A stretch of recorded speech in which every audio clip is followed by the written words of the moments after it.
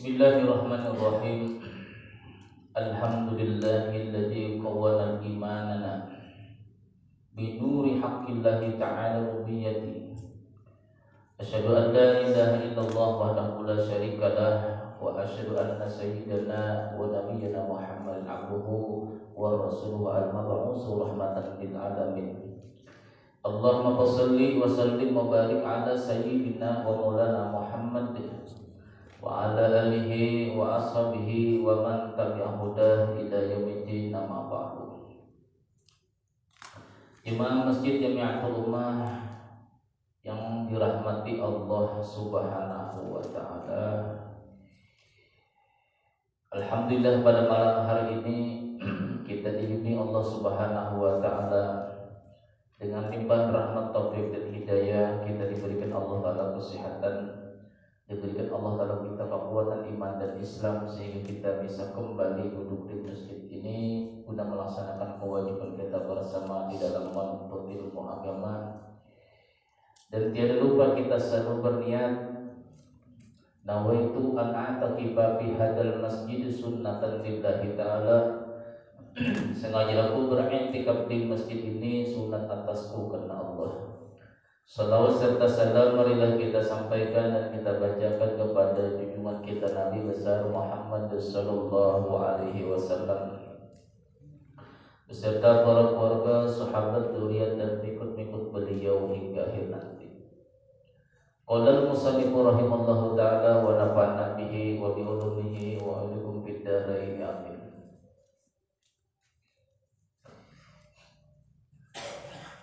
Al-Mabasur Rabi, pembahasan yang keempat,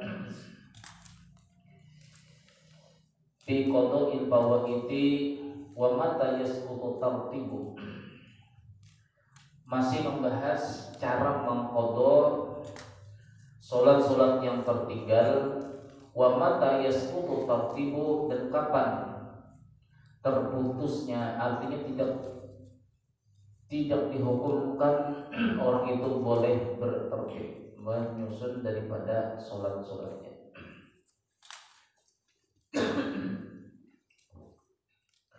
Kita membicarakan kembali pada malam hari ini. Alhamdulillah, kita kembali membicarakan masalah cara mengqadha solat-solat yang tertinggal menurut mazhab yang empat, dengan dalil hadis-hadis yang mereka telah susun.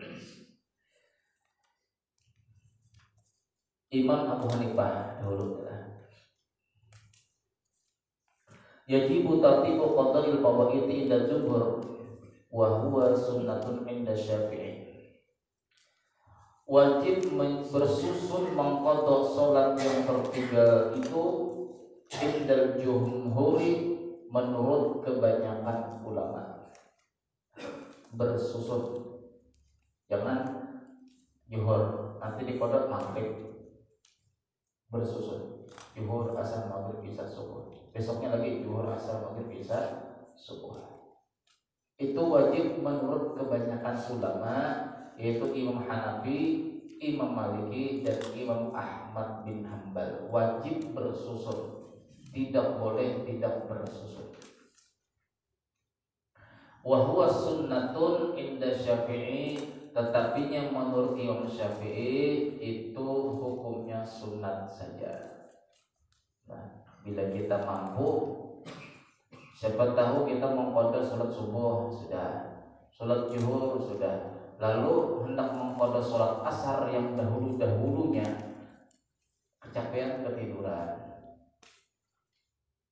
Nah, itu tidak apa-apa, itu hukumnya sunat aja bersusun demikian. Lalu maghrib misalnya, apakah tetap dikerjakan qadhaan maghrib? Wajib diqadha. Tetapi yang menurut mazhab yang tiga, Imam Hanafi, Maliki, dan Imam Ahmad bin Hanbal, harus bersusun. Misal dahulu pernah satu hari tidak sholat karena di dalam hutan, mulai subuh sampai sholat isya. Jadi kita susun, habis sholat subuh yang hadir pada waktu ini, nah ini subuh langsung qadha sholat subuh. Zuhur nanti ketemu zuhur lagi, qadha sholat zuhur yang dahulu juga. Asar begitu pula selanjutnya. Nah, sampai habis sholat isya itu wajib. Nah seandainya ini kita bicara masalah 3 mazhab lah, Imam Hanafi, Imam Maliki, dan Imam Ahmad bin Hanbal mengatakan wajib bersusun. Misal kita pernah ke hutan 1 hari mencari air bersih, tidak ada, debu tidak ada, yang ada tanah liat di dalam hutan tadi, lalu tidak bisa sholat. 1 hari berarti dihitung mulai subuh, zuhur, asar, maghrib, isya. Nah 3 mazhab tadi wajib mengqadanya itu bersusun. Jadi subuh, mulai subuh kita subuh, setelah sholat subuh lagi mengqada subuh yang kemarin di hutan. Lalu misalnya zuhur tidak sempat kita mengqada dikarenakan ada kesibukan apa, lalu ketemu asar, lalu kita mengqada sholat asar, maka sholat asar tadi yang qadaan tadi, bahkan sholat asar kita yang hari itu juga bukan mengqada, tidak sah menurut 3 mazhab. Kenapa? Karena kita melalaikan sholat yang terdahulu, mementingkan sholat yang di hadapan. Ayo, ini 3 mazhab bicara seperti ini. Nah, wajib bersusun. Bila tidak bersusun, tidak sah sholat sebelumnya. Subuh sempat mengqada, lalu zuhur karena kesibukan sholat zuhur saja, sehingga mengqada sholat zuhur yang kemarin di dalam hutan tidak sempat, lalu dia sholat asar. Apakah sah sholat asarnya ini? Maka tidak sah. Kenapa? Karena dia masih ada kewajiban sholat zuhur yang kemarin. Karena susunannya sebelum asar harus zuhur. Jadi wajibnya apa? Qada dulu sholat zuhur, baru sholat asar. Sekalipun sholat asarnya tadi 5:30. Ini 3 mazhab bicara seperti itu. Nah, wajib bersusun. Jadi bila tidak sempat zuhur tadi mengqada sholat zuhur yang kemarin, lalu ketemu asar, jangan dulu sholat asar, qada zuhur yang kemarin, baru sholat asar. Sekalipun mengqada sholat zuhur yang kemarin itu yang tertinggal di waktu di dalam hutan, waktunya waktu asar. Yang penting disusun. Jelas itu 3 mazhab, Imam Hanafi, Imam Maliki, dan Imam Ahmad bin Hanbal hukumnya wajib bersusun. Sedangkan menurut Imam Syafi'i, apabila kita mampu, itu hukumnya sunat saja bersusun. Sunat bersusun. At-tartibu bainal furudiyati al-khamsi wal witri wal fa'idati wal waqti mustahaqqun lazimun illa ay yakhafa fawata salatul waqti wa yuqdamu salatul waqti summa yuqdal fa'idatu bidalilin Ibnu Umar radhiyallahu anhu. Contoh lagi, ini yang pertama sudah kita bahas lah, wajib bersusun. Lalu seperti ini lagi kata Imam Hanafi, apabila seseorang tuh takut ketinggalan lagi sholat dengan sebab mementingkan mengqada yang kemarin. Kita contoh yang mudah tadi lah, 1 hari penuh kita tidak sholat di waktu. Nah, lalu subuh kita qada sempat, zuhur ternyata hampir tidak sempat. Zuhur misalnya pulang dari kantor. Kalau kita kerjakan mengqada zuhur, lalu sholat zuhur tidak sempat. Saya pulang dari kantor 3:30, itu hampir menuju asar sudah. Kalau kita mengqada sholat zuhur dahulu, baru zuhur kembali, itu perhitungan kita tidak sempat. Nah, jadi kata Imam Hanifah, bagaimana cara sholatnya? Fayuqdamul waqtul hadir, maka diwajibkan dia sholat zuhur yang hari itu bukan untuk mengqada. Pentingkan dulu, supaya apa dipentingkan? Supaya jangan jadi qadaan. Jadi Jadi apabila mepet waktu, ini tidak sempat nih aku mau qada sholat zuhur, sedangkan aku belum sholat zuhur. Bila takut seperti itu kata Imam Hanafi, maka wajib dia sholat zuhur dahulu, baru mengqada sholat zuhur yang kemarin. Tetapinya wajib kembali mengulangi sholat zuhurnya. Berarti 3 kali sholat zuhur, ya 3 kali sholat zuhur. Aneh. Tapi ada dalil hadisnya. Ada dalil hadisnya. Tidak mungkin 4 mazhab ini tidak berdalilkan hadis. Bidalil Ibnu Umar radhiyallahu anhu, dengan dalil riwayat daripada Abdullah bin Umar, anak Sayyidina Umar. Rasulullah sallallahu alaihi wasallam bersabda, "Man nama, barang siapa tertidur, an sholatin tertinggal sholatnya, au nasiha atau yang terlupa." Orang itu tidur sehingga tertinggal sholat, au nasiha atau lupa, dikiranya sudah mengerjakan sholat zuhur, ternyata yang dikerjakan itu sholat asar, kelupaan zuhur tadi.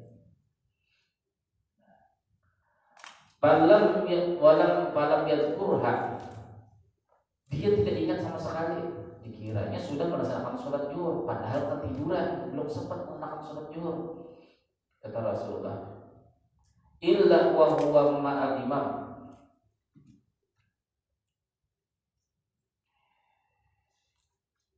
terkecuali dia ingat itu setelah berimam. Astagfirullahaladzim, sholat asar, aku tadi biasanya sholat zuhur ini berimaman, astagfirullah, lupa, keingatan.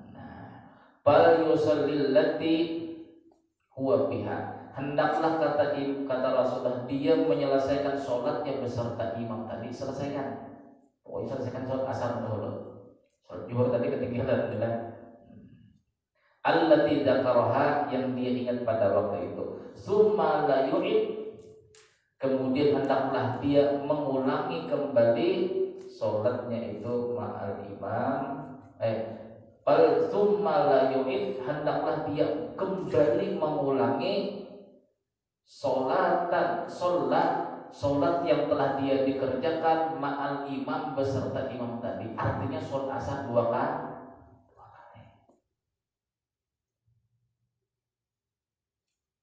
Saya ulang hadisnya. Man nama an sholatin, barang siapa yang telah tertidur, an sholatin, an itu bahasa Arab, an itu artinya daripada, itu apabila masuk kepada masdar itu bisa makna ditarki, meninggalkan. Barang siapa tertidur, an sholatin, tertinggal sholatnya, au nasiha atau dia terlupa daripada sholat tadi, falam yadhurkan, dan dia tidak ingat sama sekali, illa kecuali dia ingat wa huwa ma'al imam, sedangkan dia sholat itu beserta imam, baru keingatan, astagfirullah, katanya. Apa kata Rasulullah? Fal yusallil lati huwa fiha, hendaklah dia menyelesaikan sholatnya beserta imam, selesaikan dahulu.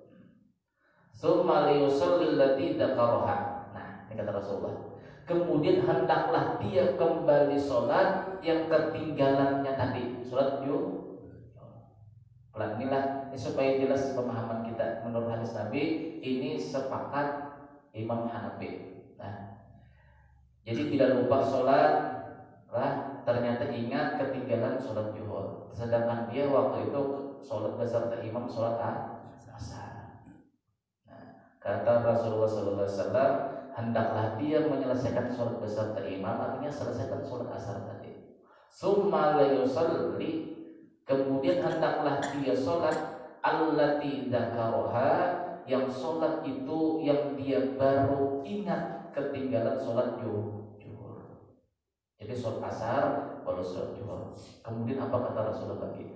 Tsumma la yu'id, hendaklah dia kemudian mengembalikan, artinya mengulang kembali sholat yang telah dia laksanakan ma'al imami beserta imam tadi. Sholat asar. Jadi sholat asar beserta imam, sholat zuhur yang ketinggalan, kemudian sholat asar lagi.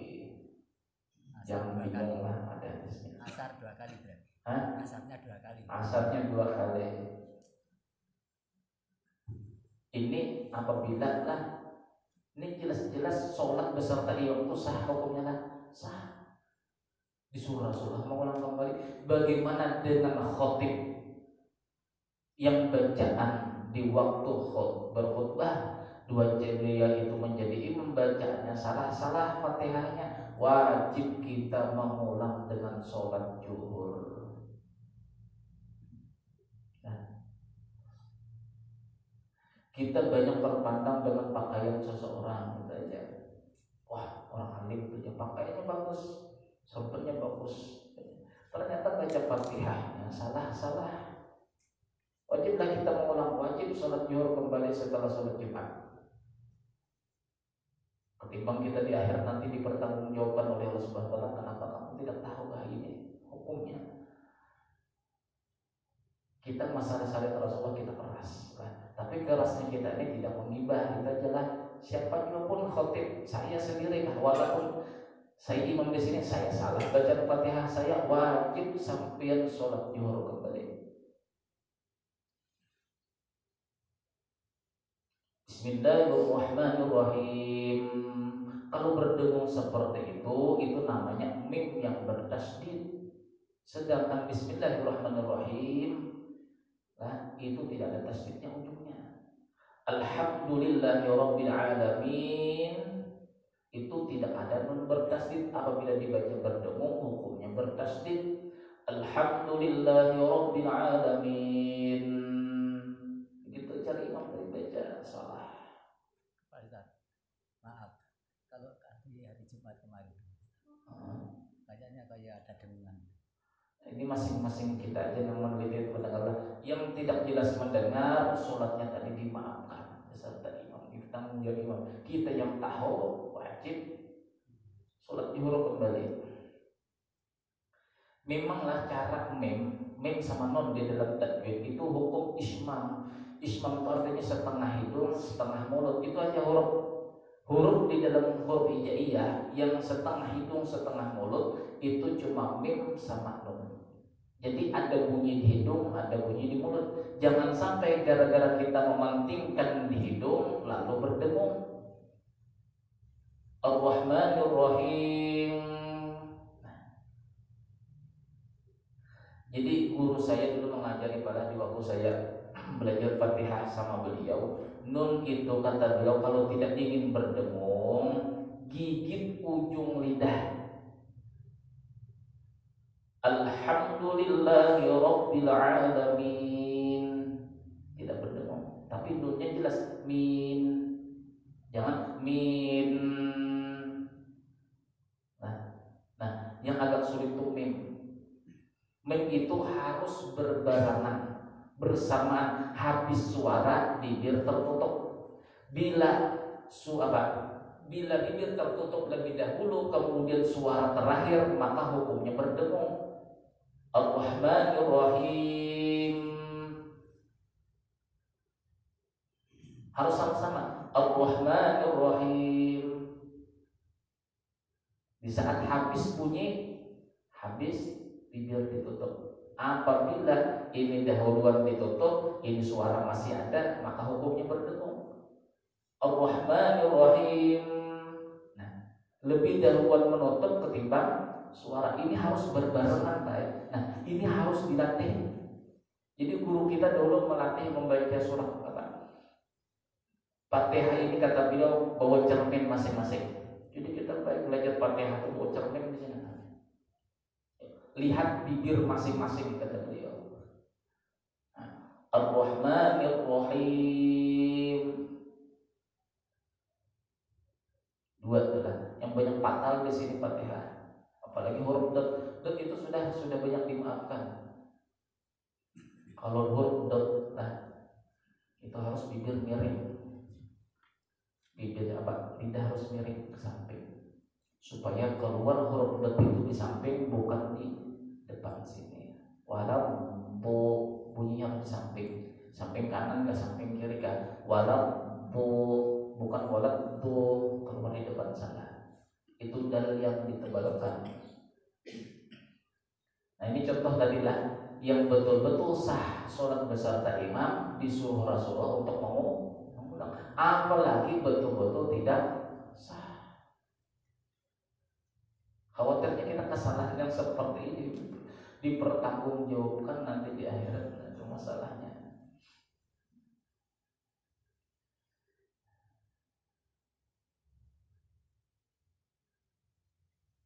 Itu hadis, itu dalil mazhab Imam Hanafi. Bila ketinggalan lagi, contoh ketinggalan sholat maghrib, ternyata ingat di waktu sholat isya, oh aku maghrib kelupaan. Selesaikan beserta imam tadi sholat isyanya tadi, kemudian sholat maghrib, kemudian sholat isya. Jelas jadilah itu bersusun seperti itu. Hadis Rasulullah beriwayat daripada Abdullah bin Umar radhiyallahu anhu. Ini kebanyakan kalau mazhab Imam Hanafi, Imam Maliki lah dengan Imam Hanafi ini banyak lebih condong kepada riwayat hadis Abdullah bin Umar. Abdullah bin Umar. Kalau Imam Syafi'i itu banyak daripada Anas bin Malik. Kalau Imam Ahmad bin Hambal itu kebanyakan daripada siapa nama beliau? Abu Hurairah. Imam siapa lagi? Lupa kita. Jadi karena riwayat ini beda-beda adalah sehingga pendapat pun beda-beda karena riwayatnya beda-beda.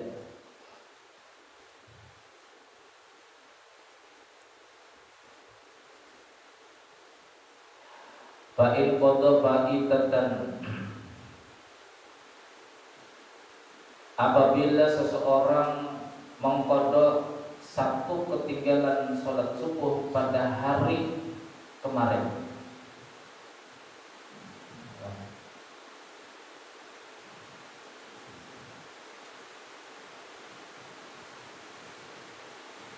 lalu tidak diqadhanya, maka sholat hari ini itu kata Imam Hanifah fasadat fardiyatu kulli sholati shollahu, maka akan rusak, artinya tidak sah sholat yang hari ini tidak mengqadha sholat yang kemarin.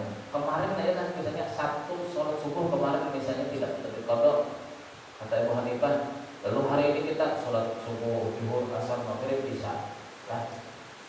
Menurut Abu Hanifah sholat subuh kita hari ini sampai isya ini itu hukumnya tidak sah. Kenapa? Karena kemarin ada ketinggalan sholat subuh belum diqadha. Kenapa demikian? Dikarenakan kita lebih mementingkan sholat yang akan dihadap ketimbang sholat yang ketinggalan. Ini apabila ada yang bicara seperti ini berarti pendapat Abu Hanifah. Hadisnya ada.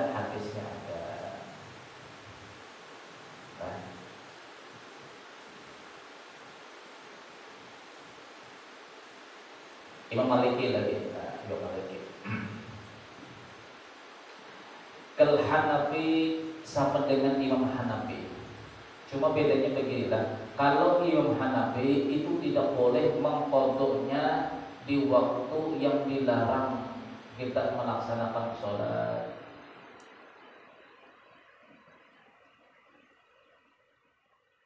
Pada waktu terbit matahari lah.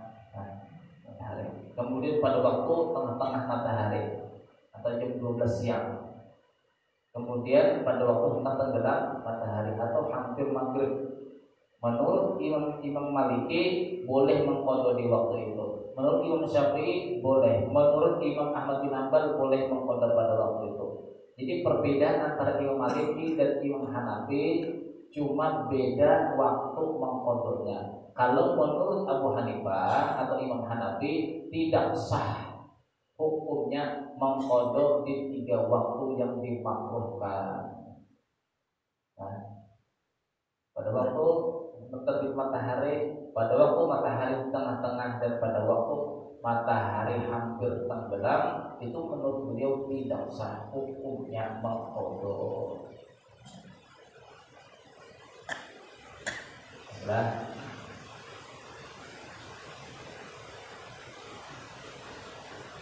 Ini sama mazhab Maliki dengan Hanafi, ini sama mazhabnya. Bila mementingkan sholat yang dihadapkan sedangkan yang sebelumnya itu belum diqadha, maka sholat yang kita hadapi ini hukumnya batal.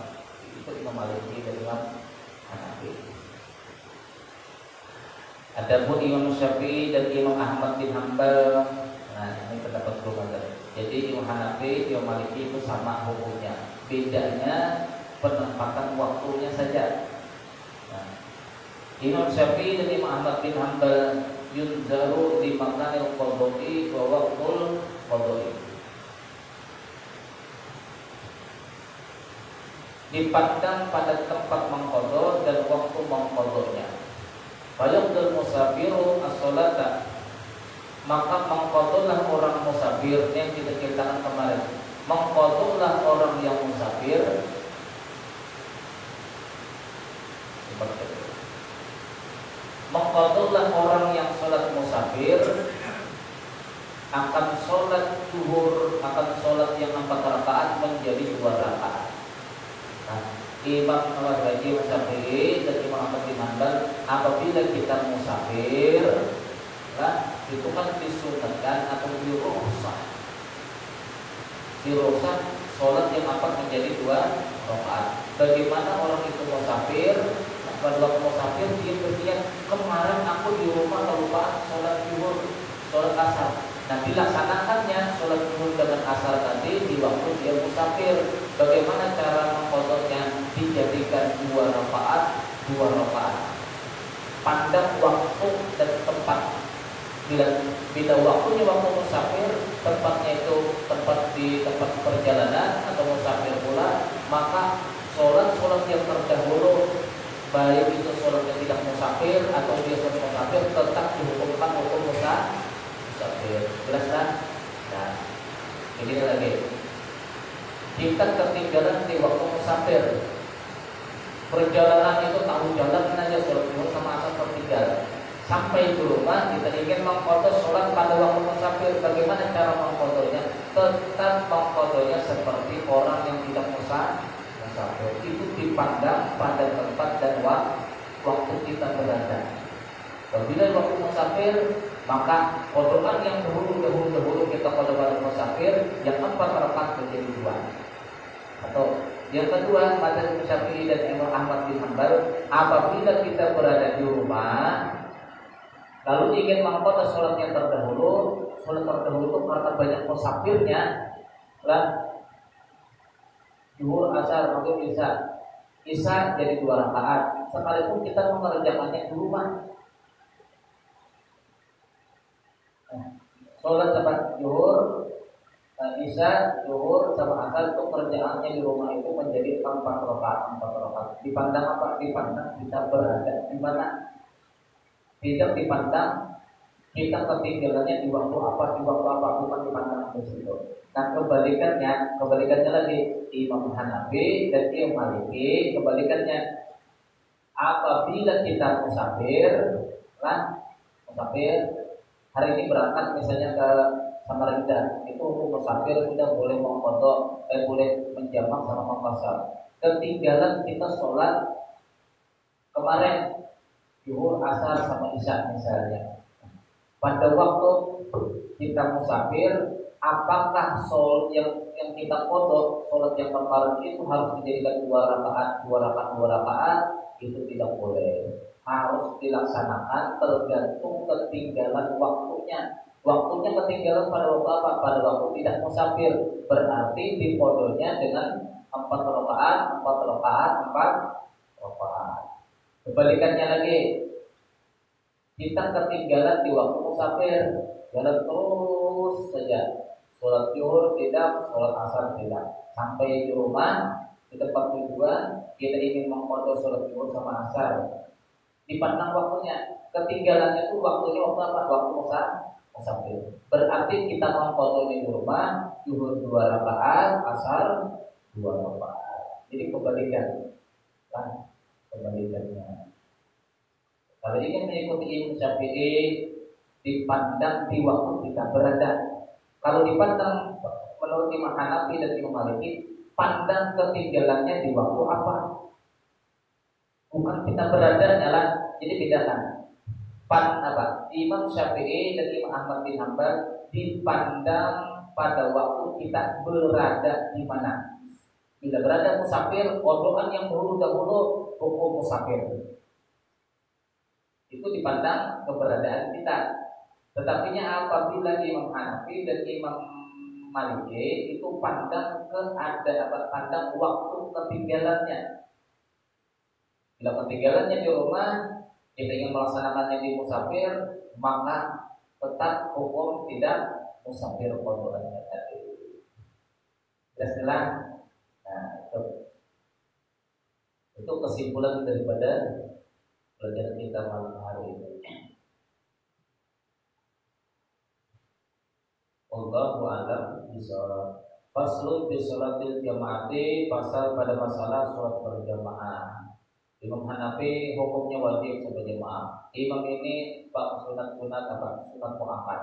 Imam ini macam-macam nanti kita bicarakan sholat berjamaah. Siapa saja yang tidak boleh mengatakan amin nanti ada. Kita bahas sama-sama di insyaallah minggu akan datang. Wallahu a'lam bishawab. Ini ada sesuai dengan yang kita janjikan kemarin, ijazah membaca Ratibul Hadad.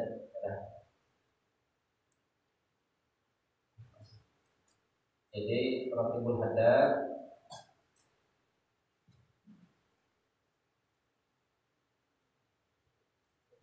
sampai doanya apa?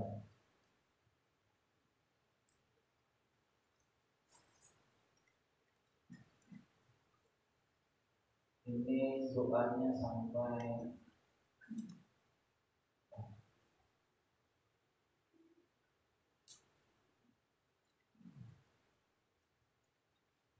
doanya belum sempat. Doanya tidak mengerti. Doanya sebenarnya kalau kita buka di sini,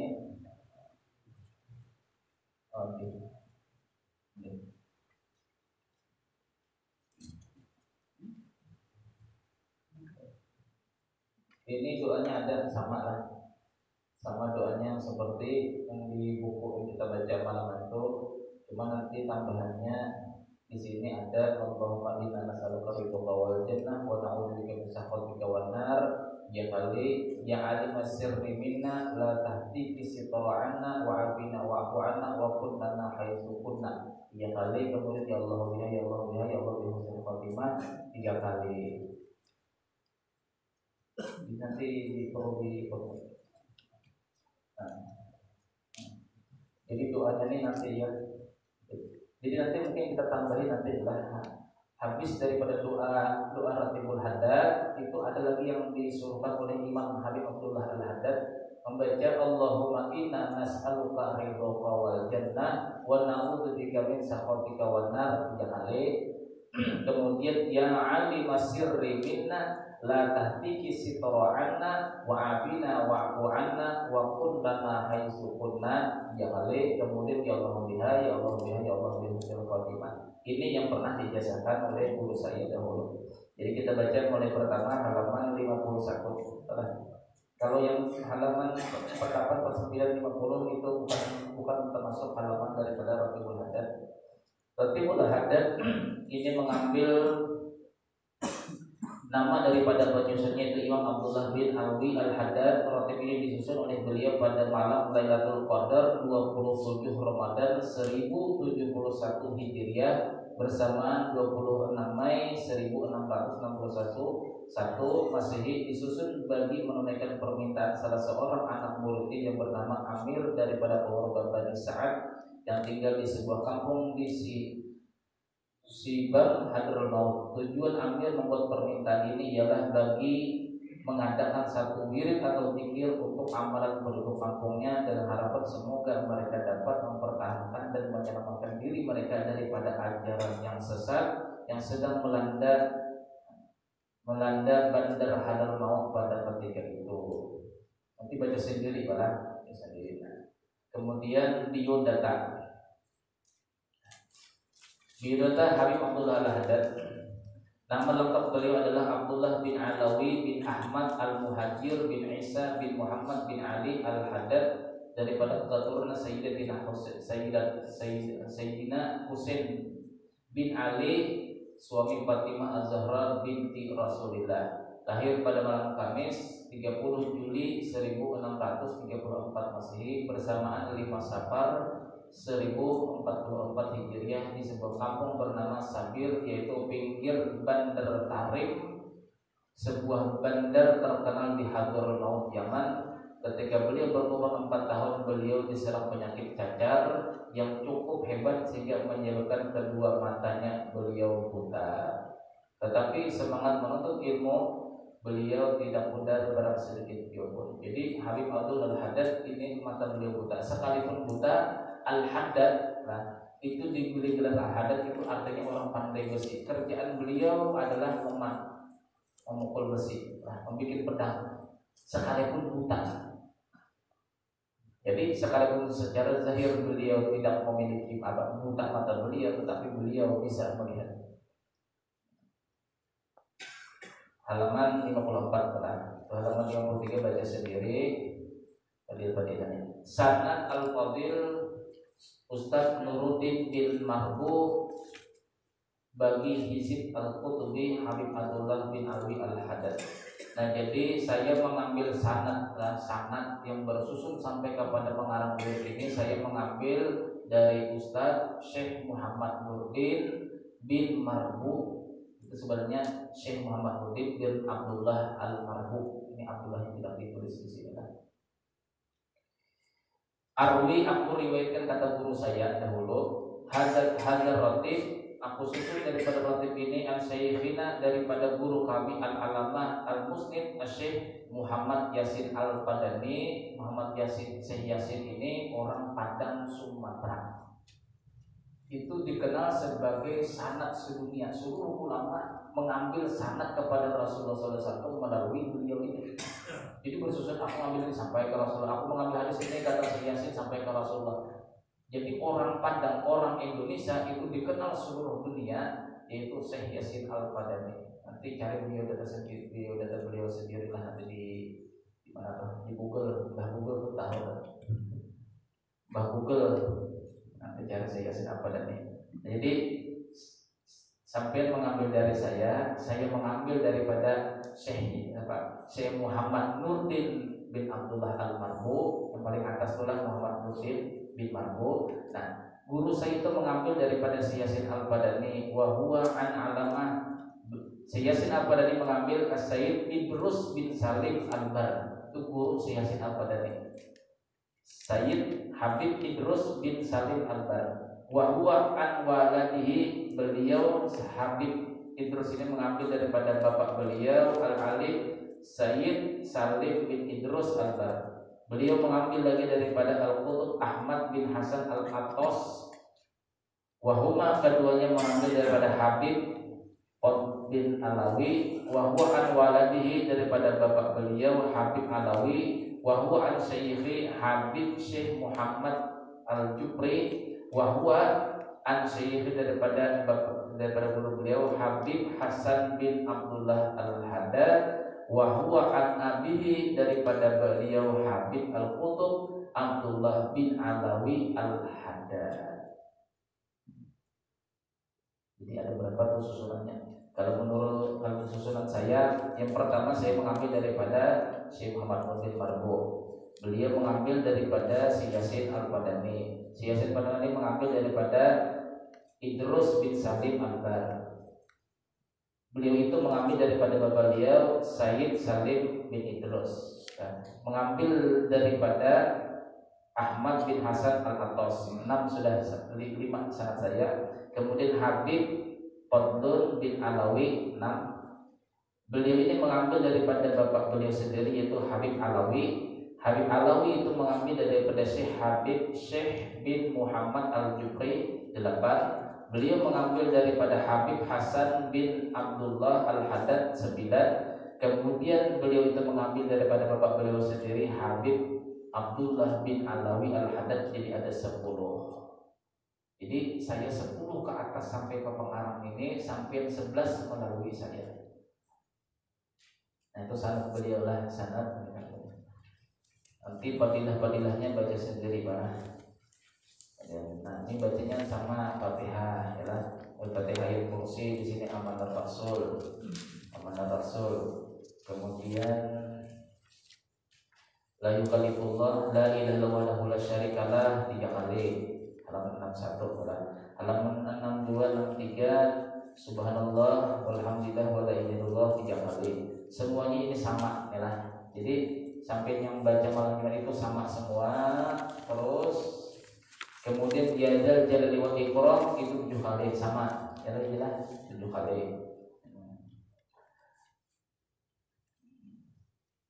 Dan lagunya sama juga sama. Nah cuma ini mohon maaf di sini lah halaman 65. Cari sama 65. Bismillah walhamdulillah wal khairu wasyarru bimasyiatillah, itu mat wajib. Jadi bacanya itu panjang. Bismillah walhamdulillah wal khairu. Di buku-buku lain itu al khairu wasyarru, tapi kalau menurut pengarang kitab ini lah itu yang kita bersanad itu wal khairu wasyarru. Wawunya tidak dibuang, ada.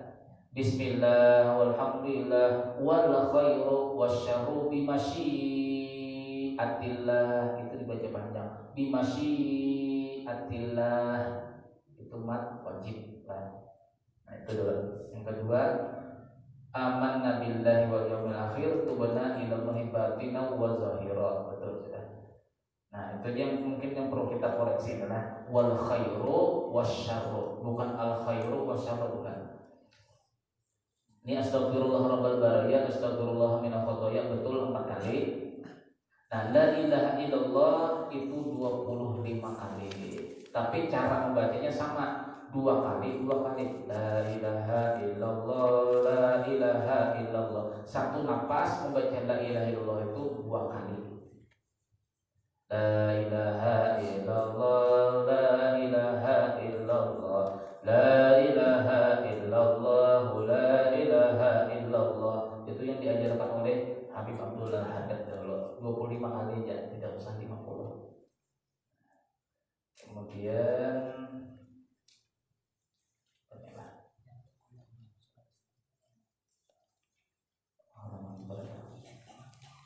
di sini mana halaman?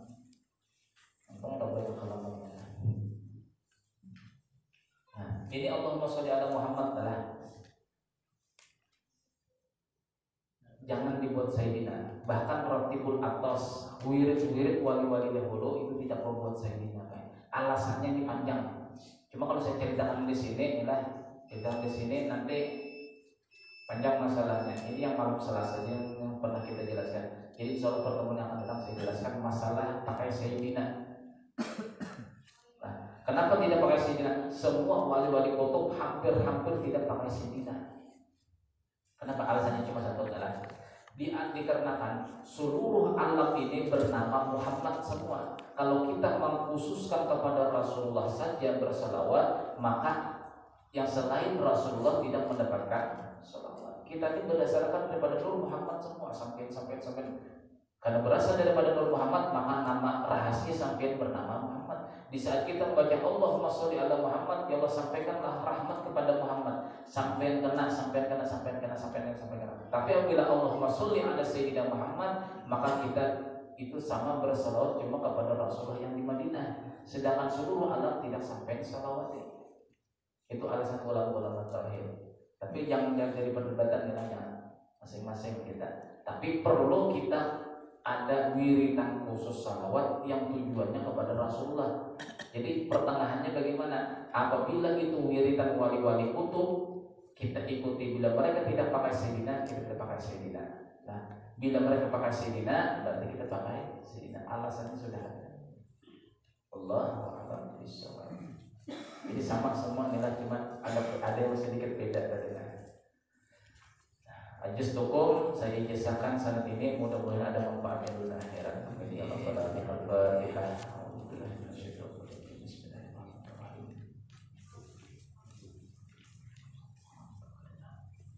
Bismillahirrahmanirrahim. Alhamdulillahirabbil alamin wassalatu wassalamu ala asyrofil anbiya'i wal mursalin wa ala alihi washabbihi wa sallam ajma'in. Allahumma ighfir lana ma akhtana wa ma ta'ammadna wa ma asrarna wa ma a'lanna wa ma anta a'lamina antal muqaddim wa antal mu'akhir. La ilaha illa anta rabbana atina fid dunya hasanah wa fil akhirati hasanah wa qina adzabannar. Wa sallallahu ala Muhammadin wa ala alamin.